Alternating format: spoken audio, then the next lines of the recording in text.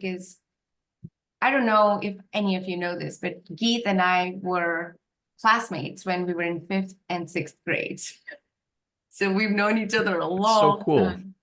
I know. Yeah. And I think we were talking the other day, we haven't talked in over 30, not naming any more numbers, but over 30 years is good enough.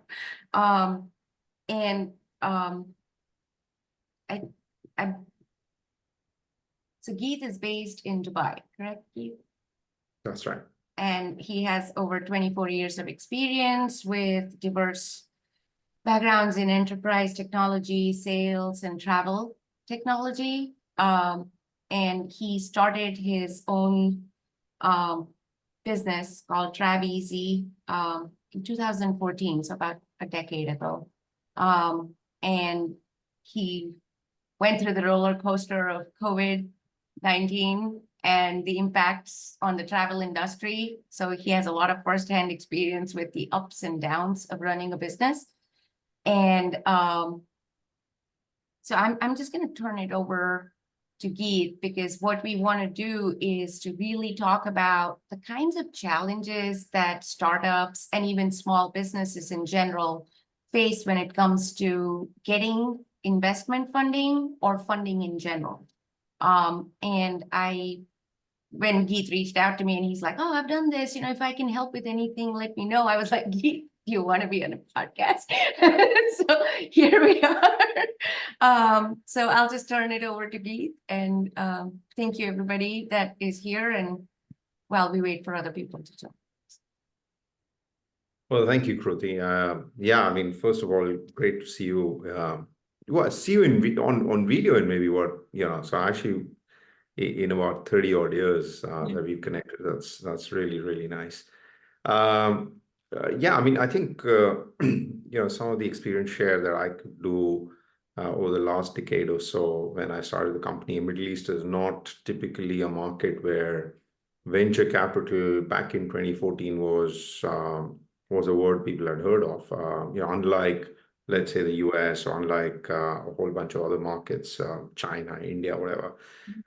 There was probably one or two VCs back then that we had to kind of reach out to, and I quickly realized it's going to be a waste of time. So anyways, I had a different strategy in terms of how to build the business, how to raise money, and so on and so forth.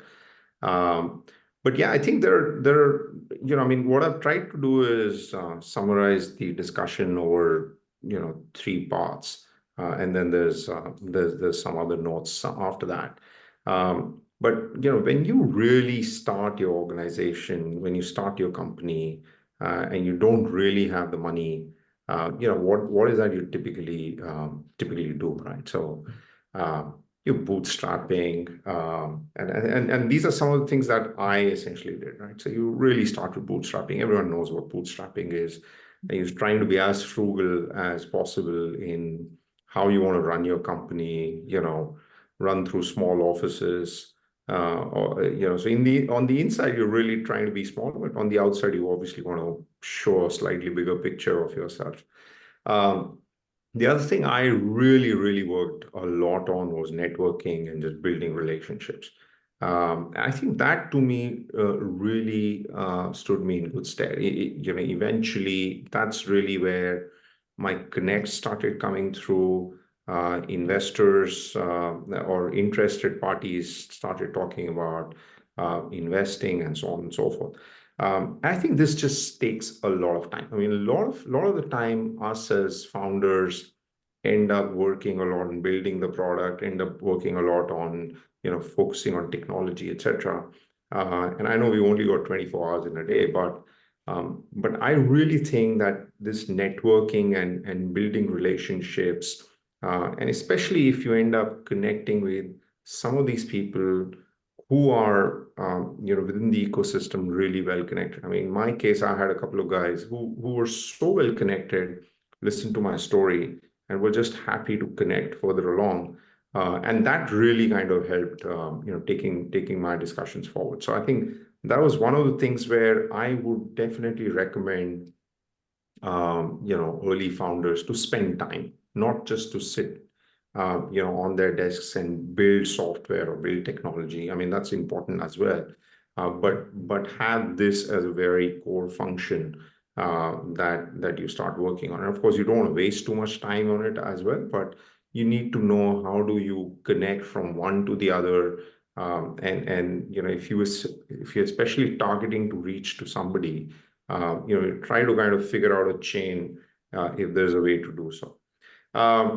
The other thing, and then I think demonstrate traction and product market fit, and this is stuff which is 101. I mean, if we ever to have to build a company, product market fit and demonstrating traction becomes one. I mean, you got to have a product that's working, that people want to buy, and you have a certain strength towards what you're building. I also started meeting venture capitalists when I kind of started doing it. I also went to India, by the way. So, I spent a lot of time in India because early days in the Middle East, there were very few VCs. So when I kind of started doing that, I would go out, and the first few meetings were a direct pitch. And what I realized is it doesn't work. When you're going and asking for money, it doesn't work. What really works is if you're going and having discussions with VCs, you're saying, "Hey, I just have an idea. I want to bounce that idea off you. I want to kind of get some guidance." And that's where I see a lot of these people, or at least back in the day, it's becoming lesser so. But back in the day, people were more open. They were open to listening to you. And there's that exploratory kind of relationship that you're building on both sides. And this is hard work, by the way, right? So this is, I used to go to Bangalore, for example, from here, and I would have like 5 meetings, 6 meetings in a day. I would stay there for like 4 or 5 days, do my 15, 20 meetings, figure out, make my notes, go back to them. I knew few I had to drop off, few would drop me off, and so on and so forth. So those are a few things that would happen. And then, and that's why I said be persistent and be resilient. You just got to go back. You got to kind of, chase them again. I would do another trip. And I'm like, "Hey, I'm here again, and I'd like to catch up for a coffee," and so on and so forth. So these were my early days, right? I mean, these were things that how I started building relationships. And lo and behold, I mean, I had a few investors, and then I got Axel Partners, who's a fairly well-known investor. Back in the day in India, they were like one of the top. Even today, they are one of the topmost investors. And so they came along, like what we had built. We obviously kind of spent a lot of time in focusing on technology, getting that traction, showcasing that, hey, there's a new market, higher average order values, probably you can build a profitable business, and so on and so forth. But those are important elements that I kind of focused on. And I think, again, some of these items are going to sound very cliched, but they really matter, right? So when you're reaching out to a VC, what are the few things that they're looking for, right? They're looking for what's the kind of team, what's the kind of market opportunity size? Are you building a business for something that can become big, or are you building something very focused and niche? And how large can that really become, right? Because most of these VCs have funds. And so it's understanding of that VC environment is also very important, because most of these VCs have funds that they want to invest, typically in 10, 20, 30 companies, no more. And so they want the biggest possible outcomes. And, in terms of how they kind of, they have this average model that they kind of work on. And so they really want some moonshots to come out of it. And because of that, the market opportunity and size is important. So are you really going, or are you at least being able to showcase and demonstrate that this is, large opportunity? Again, like I said, product market fit. What is the traction? Are you getting month-on-month growth? My typical, thing that I speak to a whole bunch of early stage founders, I'm like, if you've been 6 to 8 months in the business, are you still growing at least 30-40% month on month? And that's what is something where investors start taking notice. So that becomes interesting for them. The next thing is, obviously, are you building a product that's differentiated? What's the competitive landscape, right? I mean, There's a book I read long back, and I'm sure you probably heard of it. It's called Zero to One from Peter Thiel. And one of the headlines in the book is competition is for losers. And I'm like, when I first kind of read, I was like, hey, what do you mean? Like, do you think I can't compete? Am I a loser if, but if you kind of go down into it, and what you realize is you really don't want to be in a market that's full of competition. So you really want to figure out how are you going to stay away from competition. And Peter Thiel really talks about, how can you be a monopoly, right? How can you really control pricing in a business environment? And for you to be able to do that, you really need that level of differentiation and control of that market. Again, growth potential, where is this business going to go? Can it actually venture out into other areas and actually become a very big thing? Clear example is, let's say, Amazon.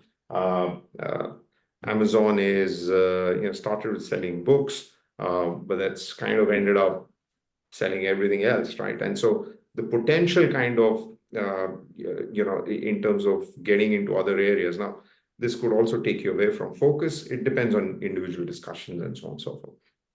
Of course, they're looking at what are the risk factors. I'll give you an example of a risk factor where I used to get asked, I built a business in religious travel for Muslims, which was in Saudi Arabia. And Saudi had a very strong regulation around it. And there was always this questioning around what happens if this regulation changes? What happens if the government comes and says, hey, this is the new way of doing business? Lo and behold, this actually happened. And my entire business had to be kind of restructured in a manner to figure out, how are we going to adjust to these newer challenges thrown by regulators and stuff. So and again, there are tens of other risk factors, whether it's market factors, whether COVID-19 was another risk factor that kind of came along. So there are multiple risk factors and how do you actually manage to maneuver your business? And do you have a plan around it, right? Of course, every VC or investor is looking to figure out how much money are they going to make, and are they ever going to make money? And which means, do you have an exit strategy? Who's going to buy this business? Are you going to IPO, or is someone going to buy this? Or me as an early stage investor, am I going to get a secondary sale where a larger investor comes in and buys up my shareholding? So these are like some of these things that when you are having discussions with an investor, it's important to kind of keep a tab on. And so when you're pitching, and again, these are like simple little things. I'm not trying to say something new here, but what's really important, in that conversation that you're having with your investor, what's the problem statement? What is the solution? So how are you really solving the problem? How big is the problem? So again, that again boils down to market opportunity, and going back to the point about how big can this business become? How have you been doing within that particular segment? So what's your traction? What's your milestones that you've achieved? And where do you kind of, if you extrapolate what you've achieved to, let's say, numbers over the next 2-3 years, typically 3 years is what they like to look at. What's your business model going to look like? So what does it mean? And then you get into stuff like unit economics. Are you making money at every transaction that you're doing at multiple levels, right? And again, it depends on the business. A SaaS business will have a different way of evaluating unit economics. An e-commerce business would have its own ways, and so on and so forth. But end of the day, the essence of it is the maths adding up right now and showing a trajectory that you can actually make money. And that's really very, very critical to be able to convince. And the biggest chunk of my discussion, and that happens once you've kind of qualified this stage of, hey, it's a large market opportunity. These guys have built a good product. They've got great initial traction, right? Is all around this one. So it's really around then getting convinced on the fact that this traction can be extended and can multiply. So the growth that we are essentially seeing, and I talked about 30-40% growth month on month. Now you can't sustain 30-40% growth, throughout, but this growth is sustainable at a level where, the company can grow, at least in its initial years, can double or triple or quadruple. And that's really what kind of gets interesting, right? So they want to see. Now, the other interesting thing is most VCs or most investors at that point in time, when they really like your business and when they're talking the business model with you, would then like to see that extrapolation for another 3 months, right? So it's not that you showed your data for the last 8 months and you say, hey, this is how it's grown, and then you've shown your business model and you've said, this is how it's going to look in 3 years. Most VCs would then continue your discussions and like to see stuff happening. Now, unless it's a very hot deal and unless they're like super convinced and there's like 10 investors who want to kind of run after that deal, then people kind of start throwing checks at you. But that's happens. But again, there are very fewer deals that kind of go that way. And again, how the market's behaving and how much money is available out there. So if you're trying to do something like this in 2021, early 22, people are throwing money at anything. But now is a slightly more tricky period. What's your go-to-market strategy? Again, is trying to figure that out. I talked about the competitive landscape and how do you differentiate the team. I really think, and again, depends on the stage of the business, which is looking for funding. But the earlier the stage, this becomes the most, as important the point, right? So if it's a really early stage business and really talking about an idea, it's the team that gets funded. The relevance of the team still continues, but over a period of time, it is the traction of the business. It is other areas as to the product market fit. It is also what's the next level team that once built and so on and so forth take more relevance, right? So I mean, there's in order to build a large scalable business, you need these components to kind of to work out. But again, the team is still very important, right? I mean, end of the day, execution is where a business succeeds, and that's only going to happen with the team. I talked about the financial projections. Is again, you're talking about that, and your pitch deck flow is going to necessarily talk about how much money are you going to raise, or are you looking to raise, and where is that money going to go, right? So I think those areas also become important. So yeah, so I think I think this is to me another very important point, which a lot of early stage startup founders don't necessarily take into consideration.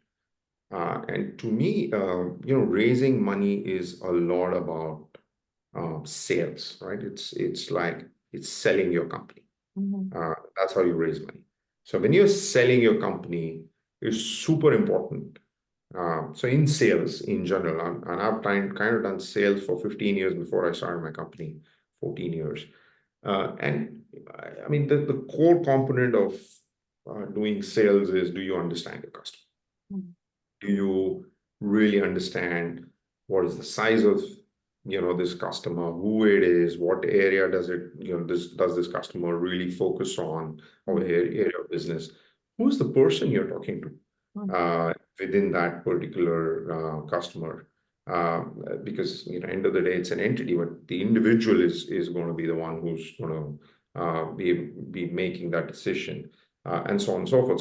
So a pitch to a VC has always been, in my view, very akin to making a sale, right? So do you understand your VC?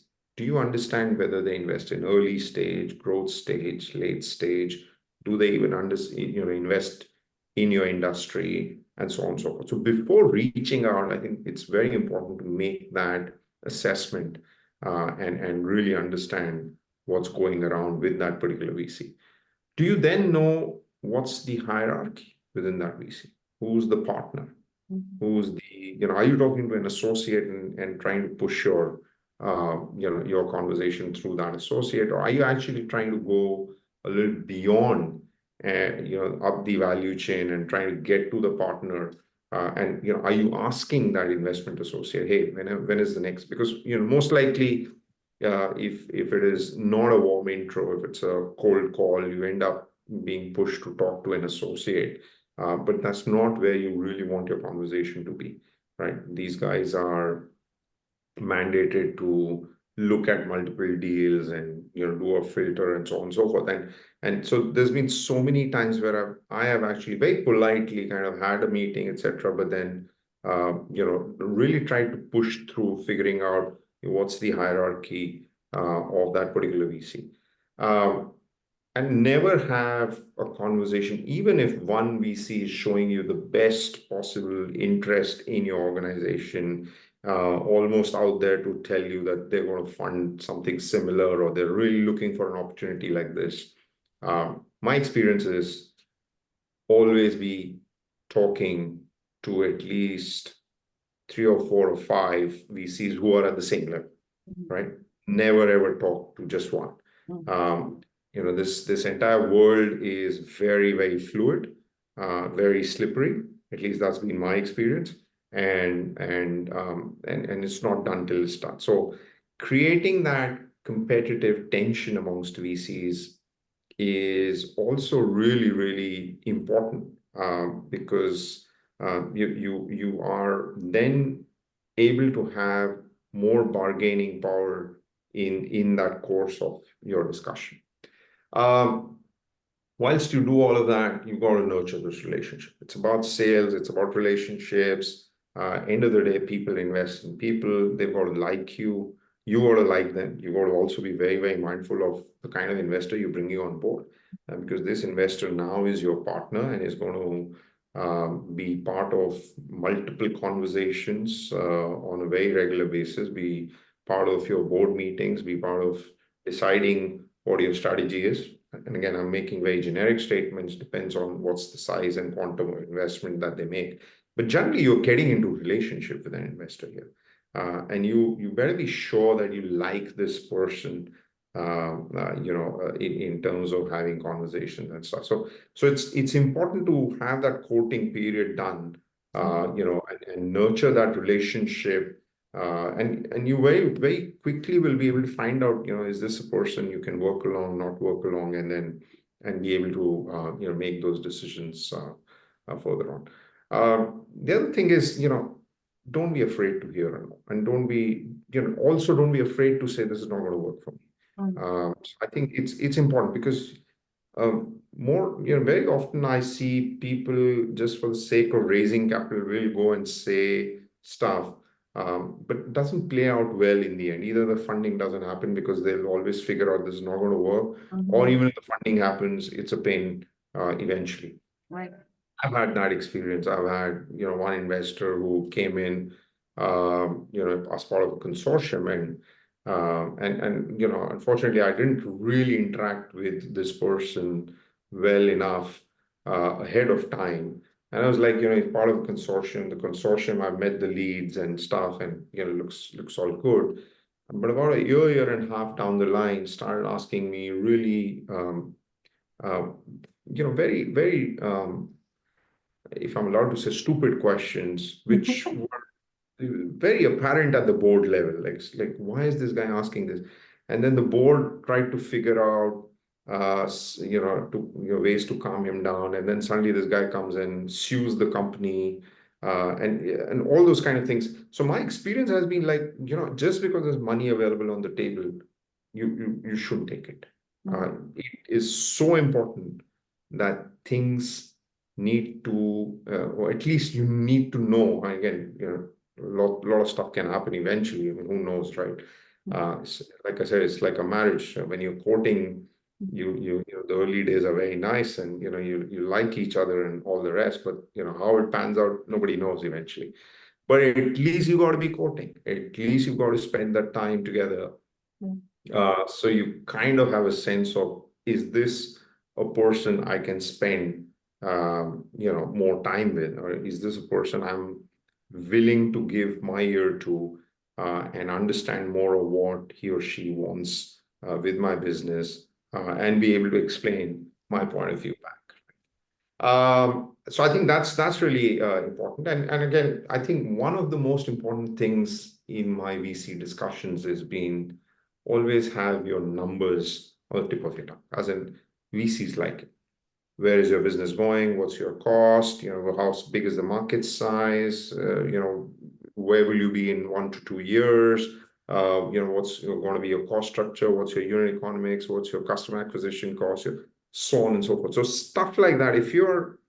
If those numbers are at the top of your mind, a VC really respects that, right? So I think these are like just some of the softer points that I thought I'd like to highlight in at least my experience that have worked for me.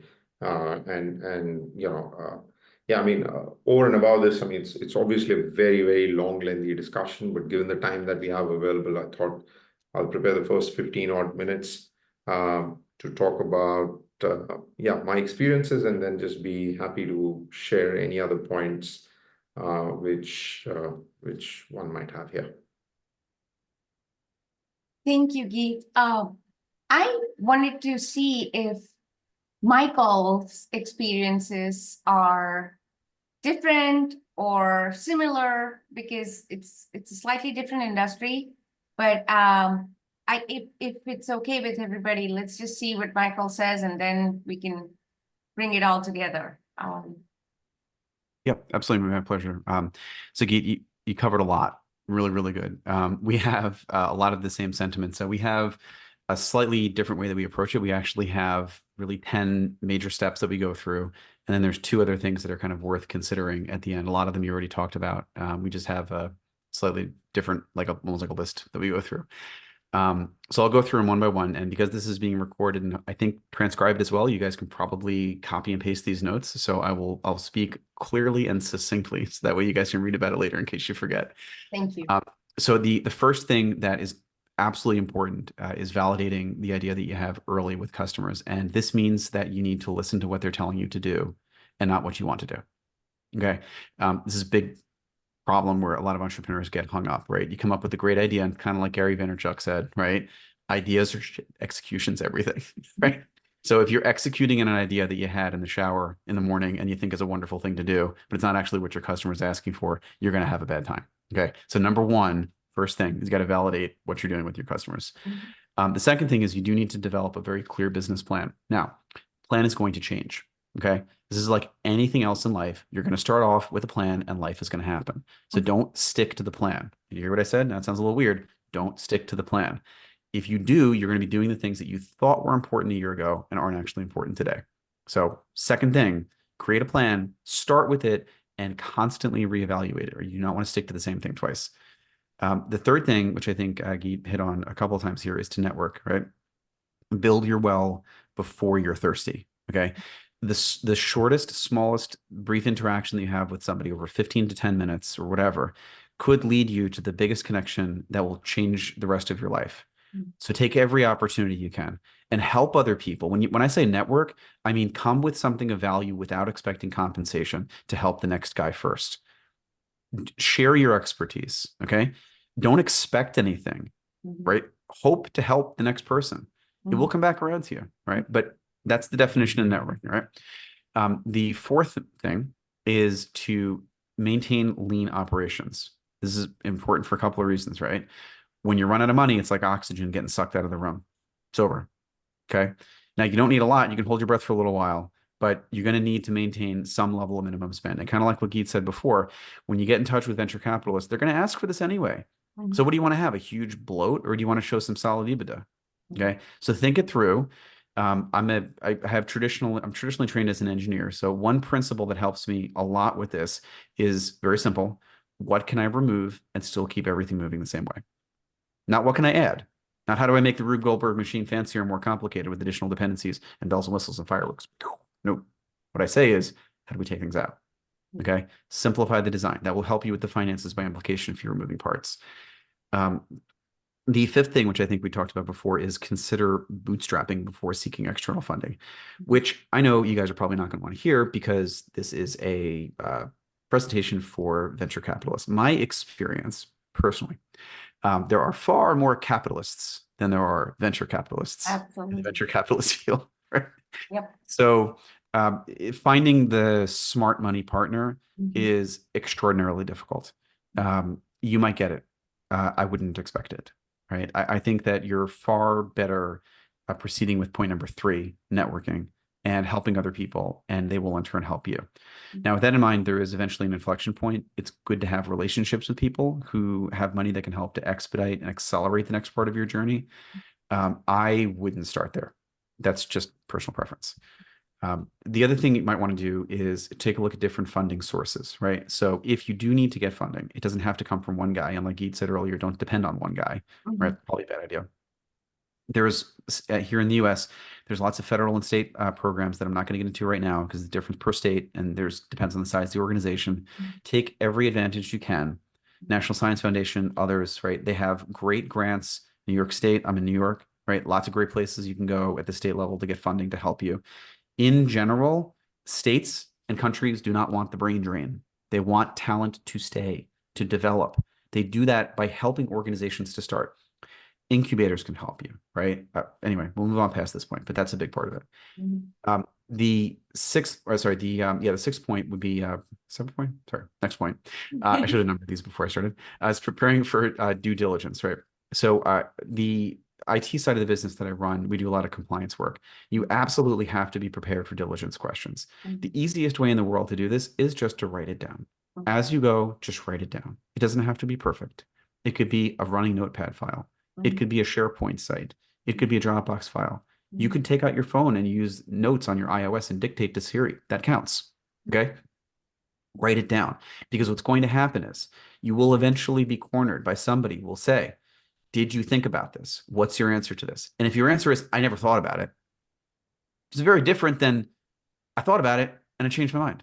Right. Or I made a mistake. Or I got it spot on. I nailed it. Right? But that's a great question. I don't know. We're supposed to think about that? You know, it's kind of like what Geet said before. Why is this guy asking this question in the boardroom? So just show diligence. Just write it down. Make the compliance a lot easier. Third is to practice your pitch. Okay. Now, the easiest way in the world to practice your pitch is to talk to people where there is a low degree of potential negative impact. So professional networking groups, Toastmasters, BNI groups, any type of public speaking opportunity, get it down. So 45 seconds to 60 seconds is good enough to get your message across. Okay. Think about your ideal customer profile, what you want out. Your ask should include something for the other person to do. Hi, my name is Michael Silva. I'm founder and CEO of Emily AI. We provide private, secure AI insights. We'd like to talk to you about the challenges you have in getting information securely to your team right when they need it most. Oh, okay. Now I have something to think about. That was quick, right? And make sure that in your pitch, you say the first thing and the last thing, right? Because that's what people remember. The first thing you say and the last thing you say. In the middle, it's kind of like, wah, wah, wah. All right. So first thing and last thing in the pitch, consolidated nice and short. All right. Penultimate. That means the second to last. Be transparent about your risks and challenges. Extremely important. People are very forgiving, usually, unless they're mean, of other people when they make mistakes, right? In fact, some people will want to help you along the way. They will observe your mistakes and say, hey, listen, I can get behind that, or I've been there, right? It's okay to be vulnerable. Now, there are going to be a substantial amount of people, and I say substantial because it hurts when you get hit, who will take advantage of the vulnerability, right? That's life. You just got to move on, right? Everybody's been burned. If someone wants to burn you, fine, deal with it, right? But don't ruminate on it. Use the other 95% of the people who are actual, real, good human beings that want to help you and talk with them. They will be your guiding light, right? Don't be afraid of failure. Failure it's going to happen. It's a good thing. The last thing on the list before I get to the 2 bonus items is to seek mentorship, okay? I guarantee you there's somebody that's been out there before that's put their hand on the stove and will tell you exactly how long it takes before it hurts. Okay. You don't need to calculate that number yourself and take that measurement and then live with the aftermath. So find people who have been through this before. If you can, come to them with something of value for them first, right? Try to explain to them why it's worth their time to have you at the table. All right. Now, some people will come at the goodness of their hearts. One thing that I like to do personally is I'll find other people in other businesses that have certain services that they offer, and I'll find somebody else in my network that needs that particular service. And then I'll bring that opportunity to that person and say, hey, here's a business referral for you. And then I remember I can probably talk to this guy about this type of question again. And at scale, what you end up is a group of people who you've referred a ton of business into who will take your phone call 2 o'clock in the morning. Right. So, but again, build the well before you're thirsty. Some of these people are going to turn into mentors. All right. So the last two things I'll give you are kind of bonus items. These are just very specific to this call. The first is the moat. Okay. Everybody know what a moat is? Raise your hand in the VC world. The moat is the distance between you and your competitor. And I know, Geet, you do not, like you said with Peter Thiel, you do not want to be focusing on your competition because that's a losing battle, right? However, you do have to constantly look at what makes you different and extend out your moat. That's an iterative process. That's why in point number 2, developing a clear business plan will fail in the long run because your plan's supposed to change. You're not supposed to end up where you think you're supposed to start at the beginning of your journey, right? You get to the top of one mountain and you see 10 others that you couldn't see because you weren't on the top of that first one. So make sure that as you're constantly going across these summits, that you're taking advantage of that to create the next moat for yourself, right? And the third thing is just kind of fun. You ready for the fun one? This is what I'll leave you with, the last one, 12, fun. Find AI tools that you like to work with that can be a pretend VC advisor for you. Right? There's lots of tools out there that'll do it. This is one of the greatest uses of AI, right? It's creativity and feedback. So pound in, you are a VC advisor. You absolutely hate companies of this type. You need to see the absolute most ironclad, zero bullshit reason, blah, blah. Right? Just pound it up, right? Just get in there with that. And then say, all right, here's my idea. What do you think? And it's probably going to erase any degree of self-confidence that you might have, but that's what you need, right? It's like a simulated training before you get into the room. Some companies, actually, some VC firms have created their own VC advisors, which I'm pretty sure is just data mining for business ideas, right? But if you want to have conversations with a private AI system that's capable of generating that type of feedback for you, it's an advantage. It's like a sparring partner for you. So put your gear on, get in the ring, fight it out, and eventually when you got to take the gloves off, you're fully trained. So anyway, this is my top 10 plus 2 bonus. I hope it's helpful for you guys. I love that. I think, and I'm gonna just like shamelessly pitch myself here, but I am one of those people who knows a lot of people, and I like talking and helping people to, who are in that startup phase. So my Friday afternoons actually are devoted to 3 30-minute sessions with any startups, any founders. I put the link for it under the event on LinkedIn. But it's basically, I'll talk with you. I'll help you figure out what you need. Just listen, if nothing else. Also play the role of the crazy person if I need to. Be like, what are you talking about, right? But the point is, I can help you find the people that might help you more in that journey. So, I'm just throwing this out there because when I hear what Michael and Geet have learned from their own experiences, I can see that would be invaluable for somebody who's just starting out, right? Or has started out but isn't sure. And I know, Michelle, you haven't had a chance to say anything, but like Michelle really helps with business development and a lot of strategy. So that would be the kind of person that, could help someone where they have a clear idea on what they want to do in terms of the tech or in terms of the product, but they have no idea on how to identify what customers want, what VCs are looking for. That's the key. Yeah. How do we get funding? We know what we want to do, or we know what our customers have told us they need, but okay, go to market requires funds to get to market. Yeah. So I know, Michael, you said that there's all these grants, but there are also a lot of new banks. There are a lot of them they're not new, but there are a lot of banks who will do small business loans. If all your other ducks are in a row, if you're showing, like Geet said earlier, you're showing that you have a certain growth rate month by month, of course, 40% is not going to be sustainable over 5 years, but if you can show that for 8 months or whatever, those are the banks who are now beginning to take their chances because there are so many more people who are trying to start up. So at least in the US, I know that small business loans are becoming easier to get, not, take a step back, not easier to get, you still have to demonstrate performance. But it's VC funding is not the only option anymore. There are so many choices because everybody is competing even on the global space. Like we don't want Europe to be ahead of us, which, you know, with the GDPR, I don't think that's going to happen anytime soon. But I'm not saying there is no relevance to having guidelines and ethics and all of that in place, but there's a time and there's a place. And well, Kruti, I know that you saw the Go Go Grow podcast that Dasha and I host. Our very first episode was with the co-founder of Sawgrass Finance, Marius Dobrin. And Sawgrass Finance is an asset-based lender. So that's a great way that those startup scale-ups that they're not bankable yet. And either they haven't found that right VC to partner with, or maybe they haven't had the advantage of a Geet or a Michael to help them get to that point where they can successfully go the VC route. But using their assets, they can work with a lender like Sawgrass Finance to become bankable, or to get to the attractive point that they can work with a Geet or a Michael to attract a VC for that next stage of growth.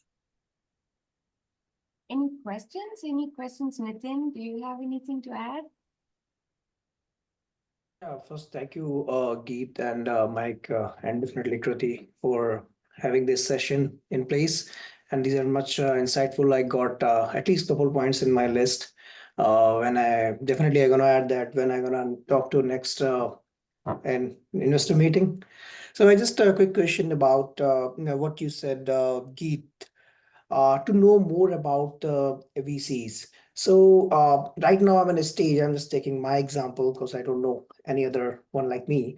So when I know something about VC, this is mostly from any online portal like Crunchbase. So I can explore about them from online portals, what their previous investment are, what kind of businesses they have put their money on. So that's all we can do. But like unlike in person, knowing some particular person, how to know more about these kind of VCs where we are getting it out of online portals.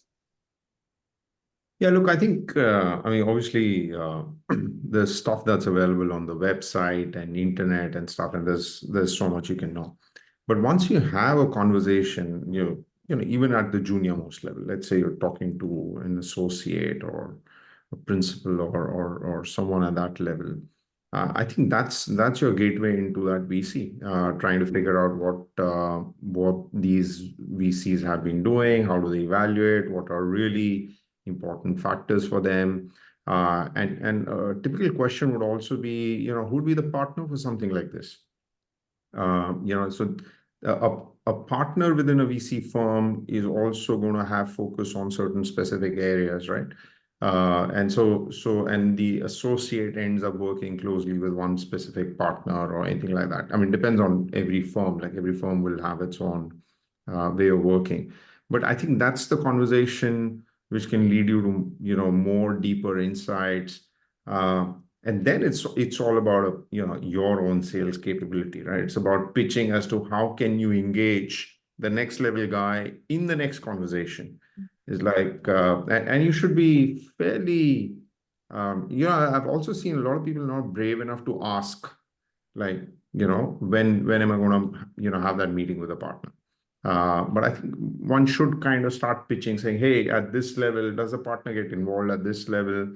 If you're talking about it, is the partner going to be around in that meeting, and so on and so forth. So I think, you know, you typically have to have your conversation where once you kind of showcase whatever you need to showcase, then you're ready with your next steps. And in that next steps, you're not only asking what are the next steps, but you're also proposing what your next steps, you know, could be. Is like, when should we have this discussion? When can we meet this guy? And, you know, so and again, it's not all going to happen in one meeting, right? And like I said, this is all about nurturing that relationship. So you need to go meet, sit, a few times. Again, I think the best conversations I have seen are, like I said, start from a point where you're trying to seek guidance. It's like, hey, I have this product. I just want you to tell me what do you think about it, right? And you have those meetings, and then you're like, hey, I started talking about raising money now. And these are the three VCs I spoke with, and they're like, suddenly it's like, hey, you've been asking all these questions to me all this while. You never told me about you raising money. So you got to create that element of FOMO at a certain level, soft FOMO, like, oh yeah, no, I was about to reach out, but this conversation had, happened, earlier, and so on and so forth. And so on and so I think these are like just simpler sales techniques, if I were may, to kind of really get to where you want to. You know what I mean? Like drive the conversation. Yeah. Unknowing. That's a good point. Thank you.